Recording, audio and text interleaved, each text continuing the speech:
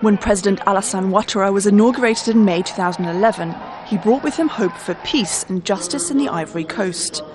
And the country has been relatively peaceful since then. But an international human rights group says the government has failed to adequately prosecute all those responsible for post-election violence before Ouattara's inauguration, calling it one-sided because his supporters have not been charged. He made important promises, saying there won't be any impunity in Ivory Coast, that all people who had committed important crimes would be judged regardless of their status or their political views. 2 years on, a lot of promises haven't been kept.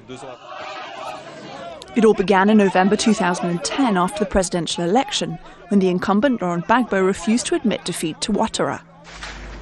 Their supporters fought each other in a crisis that lasted 5 months,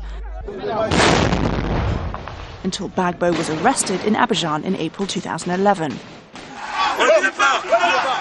But by then, 3,000 people had been killed and at least 150 women were raped.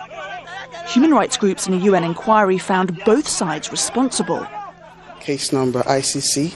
But only Gbagbo and his men are being tried. He also faces 4 counts of crimes against humanity at the International Criminal Court. Ouattara set up groups to investigate and find those responsible.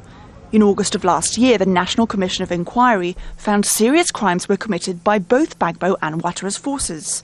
But there's still been no action against the president's men, and the commission has ceased to exist. There won't be any reconciliation or any security in Ivory Coast if the population feels there is a two-speed justice, a winner's justice, which punishes the loser's side and protects the winners.